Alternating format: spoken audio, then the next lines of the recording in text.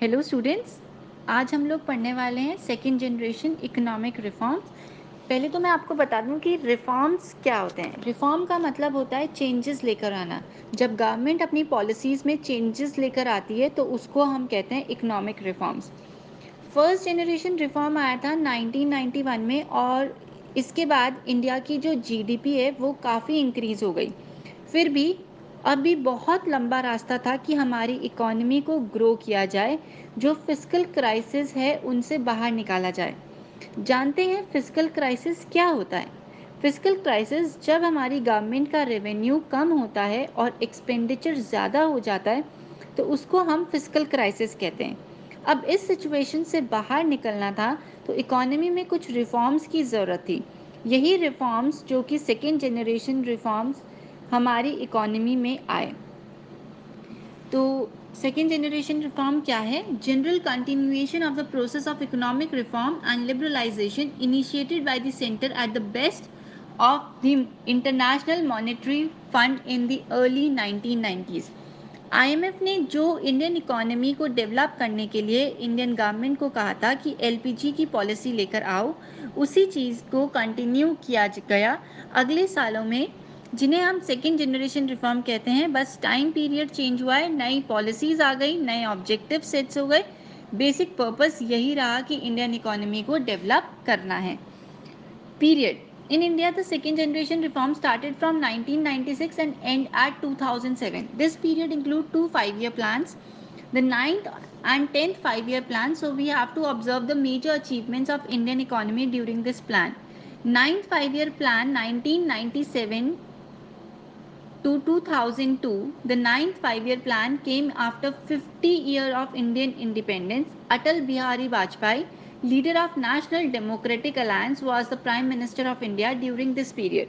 It says जो second generation reform है वो 1996 से लेकर 2007 का जो पीरियड है इसको हम सेकेंड जनरेशन रिफॉर्म कहते हैं। और इस रिफॉर्म के पीरियड में हमारी नाइन्थ 5-year प्लानिंग और 10th 5-year प्लानिंग इंक्लूड होती है। नाइन्थ 5-year प्लान इंडिया की आज़ादी के 50 साल बाद आया और याद रखना है कि नाइन्थ 5-year प्लान से आपका सेकेंड जनरेशन रिफॉर्म स्टार्ट हो गया। और एक इम्पॉर्टेंट पॉइंट ये है कि अटल बिहारी वाजपेयी जी उस टाइम पर हमारे प्राइम मिनिस्टर थे, तो ये पॉलिसी उन्हीं की गवर्नमेंट इंडिया में लेकर आई। नेक्स्ट हम लोग पढ़ते हैं कि सेकेंड जनरेशन रिफॉर्म क्या है। Second generation of economic reform in the country gave special stress on fiscal reforms, financial reforms, structural reform, labor law reforms, etc. Major fiscal reforms have been undertaken from broadening the income tax base and streamline the excise and custom duty structure. So ये कहती है कि इस point में बताया है कि reform में स्पेशल फोकस दिया गया फिस्कल रिफॉर्म को, स्ट्रक्चरल रिफॉर्म्स को, लेबर रिफॉर्म्स और फाइनेंशियल रिफॉर्म को। ये कुछ इंपॉर्टेंट एस्पेक्ट्स थे जो इस पॉलिसी में ध्यान में रखे गए। अब ये 4 रिफॉर्म्स को आप भी अच्छे से याद कर लेना। Next, under second generation economic reform, the more focus was in reduction of poverty. First generation of reform has not become successful on the front of reduction of poverty. The percentage of below poverty line population has increased from 35.7% in 1993 to 94 to 37.23% in 1997. Although during this period the GDP growth rate was nearly 6.9% per annum. India में जो poverty है उसको दूर किया जाए, क्योंकि गरीब जो हैं फर्स्ट रिफॉर्म में दूर नहीं हो पाई थी। इसी वजह से गवर्नमेंट ने सेकेंड रिफॉर्म को लेकर आई थी कि पॉवर्टी का रिडक्शन किया जाए और गरीबी को दूर किया जाए। सोशल सेक्टर भी एक इम्पॉर्टेंट फोकस करने वाली चीज़ थी सेकेंड जनरेशन इकोनॉमिक रिफॉर्म में, क्योंकि फर्स्ट जनरेशन इकोनॉमिक रिफॉर्म में सोशल सेक्टर को भी ध्यान में नहीं रखा गया था। अब सेकेंड जनरेशन इकोनॉमिक रिफॉर्म में गवर्नमेंट ने सोशल सेक्टर पर भी ध्यान देना शुरू किया, जैसे कि वाटर सप्लाई के ऊपर ध्यान दिया, sanitation, housing, rural development etcetera.